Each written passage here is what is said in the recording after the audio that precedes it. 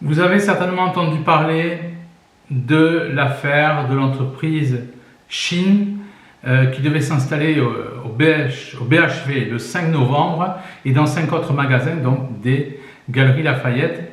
Et cette entreprise proposait sur donc, son site internet des articles d'objets sexuels dont, donc c'est le nœud du problème, entre autres, une poupée pour les fantasmes masculins. Alors, pour parler de manière très claire, la presse parle de poupées sexuelles comme jouets de masturbation masculine avec corps érotique sur une poupée donc de 80 cm. Donc on va bien essayer de comprendre à travers cette vidéo de quoi il s'agit, de quoi il retourne.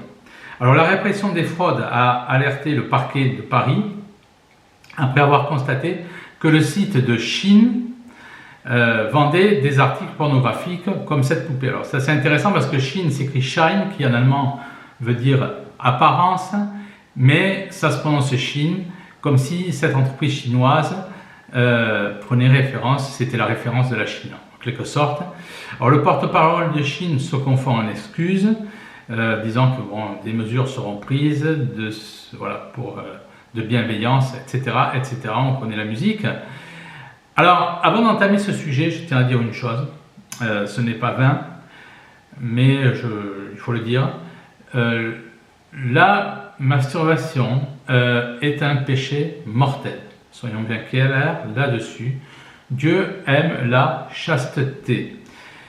L'hostie, et ce que j'appelle les sacrements, les saints sacrements, comblent l'âme. C'est-à-dire que lorsque l'âme est comblée, elle est apaisée et elle n'a pas des déviances vers la chair.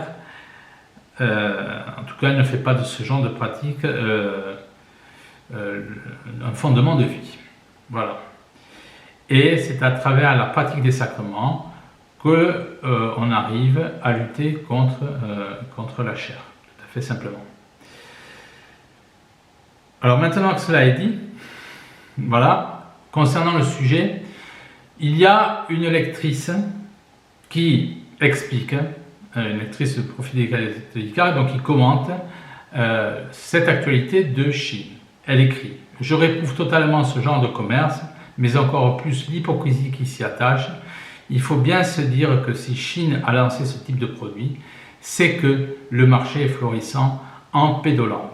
On s'insurge, entre parenthèses les médias dûment appointés par le système, donc je referme la parenthèse, contre l'utilisation à des fins sexuelles d'un amas de plastique ou d'autres matières. Mais qui se révolte lorsque ce sont des enfants en chair et en os qui servent à assouvir les plus bas instincts d'individus qui ne méritent même pas l'appellation d'humains. Alors, il faut savoir une chose, c'est que la pédocriminalité en France était, il y a quelques décennies, on va dire, dormante. Et c'est du moment où on a parlé de cela, il y a eu une explosion dans cette pratique. Donc, quid de la responsabilité des médias de parler d'un mal dont on n'a pas toujours l'impression que le nécessaire est fait pour le combattre. Il faut savoir que en Allemagne notamment, ça c'est déjà arrivé, vous avez eu des cas d'enfants qui ont tué leurs parents et qui se sont livrés à des cas donc de cannibalisme. Je ne donne pas de détails. Alors je parle du cannibalisme parce que c'est le but aussi de dénoncer la pédocriminalité et le cannibalisme parce que les deux vont de pair tout à fait simplement. Alors nous sommes dans un monde qui retourne avant les pratiques du Christ, puisque la religion, cette vraie religion catholique, lorsqu'elle n'est pas, je dirais, elle a lutté contre tout cela, et lorsque on a affaire, je dirais, à un recul de la pratique catholique, les mêmes effets ont les mêmes causes, donc on retourne à ce qui se faisait avant le Christ. Pourquoi? Tout simplement parce que l'âme est aveuglée par le péché et donc elle devient esclave de l'autre, et elle se met, donc, ou l'homme est esclave de l'autre, et donc il a les pratiques tout à fait simplement de l'enfer. Et le fleuron, je le répète, donc c'est le cannibalisme qui marche de pair avec la pédocriminalité. Alors nous sommes de retour dans un monde avant le Christ, car perte de la foi, on le voit, avortement, euthanasie, don d'organes exagérés, c'est-à-dire où on aide quelqu'un à mourir après un accident de voiture pour le délester de quelques organes, culture du suicide avec la machine Sarko, le nom ne s'invente pas, hein. Donc vous avez même en Allemagne des salons d'exposition où des entreprises proposent donc de vous suicider parce que vous êtes dépressif ou autre. Congélation donc des corps à moins de 200 degrés dans l'espoir de revivre 200, 300, 400 ans après contre 200 000 euros. Il paraît-il qu'il y en a 600 dans le monde. Voilà ce genre de pratiques qui existent, qui sont des pratiques de l'enfer lorsque l'âme, lorsque Dieu sont niés. Alors l'âme est aveuglée par le péché. Pour bien voir que, là encore, ce monde entre cannibalisme et pédocriminalité vont de pair, il faut reprendre les écrits de Magnus Söderlund, professeur et chercheur à l'école donc, de sciences économiques de Stockholm, qui propose le cannibalisme pour lutter contre le réchauffement climatique, c'est-à-dire pour ne pas produire de la viande, enfin que sais-je, c'est-à-dire un mensonge, comme le cannibalisme, sert à couvrir un autre mensonge, celui du réchauffement climatique. Donc là encore une fois, c'est l'empire de l'autre où tout est mensonge. Alors il faut bien comprendre que le cannibalisme, c'est le pacte ultra avec Satan, qui marque le refus de l'Esprit Saint. Et nous avons aussi cette pratique qui a été constatée, ça c'est très important de le signaler, ça je le montre dans ce livre, Chine, modèle Illuminati et empire du cannibalisme, où sous l'époque de Mao, on pratiquait donc le cannibalisme, non pas pour pallier la faim ou la famine, mais tout simplement pour se venger donc de ses ennemis. Voilà, donc tout est expliqué en détail dans ce livre qui ne vous coûtera pas un bras. En tout cas, c'est une reprise, c'est une étude à partir des témoignages de prêtres missionnaires et jésuites qui étaient allés en Chine quand les jésuites existaient, bien entendu, et qu'ils étaient le fleuron de l'Église. C'est pour ça qu'on les a attaqués. Alors vous avez explication, cannibalisme et bien entendu explication aussi de la pédophilie en Chine à travers donc les propos des prêtres missionnaires. C'est tout ce que l'on ne veut pas vous dire sur la Chine parce qu'on veut faire de la Chine en modèle Illuminati. Voilà, et c'est le titre, Chine, modèle Illuminati et empire du cannibalisme. Donc si vous êtes intéressé, toujours pareil, laurentglosy1@gmail.com. En tout cas, ce qui est très intéressant, c'est de constater, une fois de plus, que le cannibalisme et le pédosatanisme marchent de pair. À chaque fois, on s'en rend compte. C'est quand même intéressant de voir que Chine provient donc de Chine. Il faut aussi constater,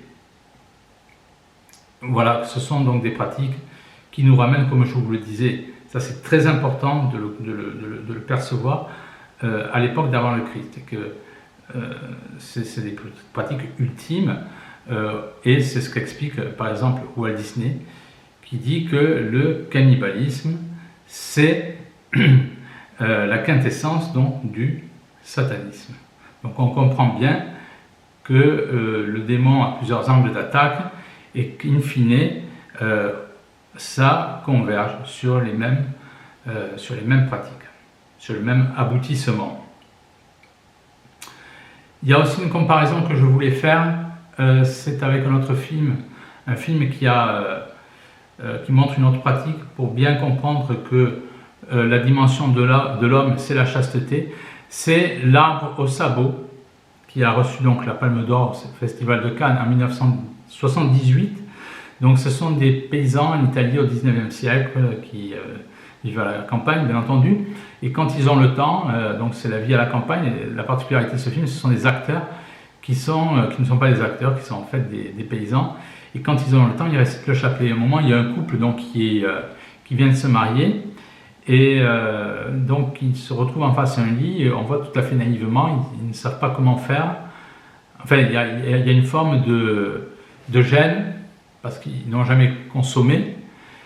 Et ça nous aide à comprendre, une fois de plus, la vraie dimension de l'homme, qui est la chasteté, qui est la création de la créature, c'est-à-dire la création de notre Seigneur qui a créé les sacrements pour que nous soyons protégés.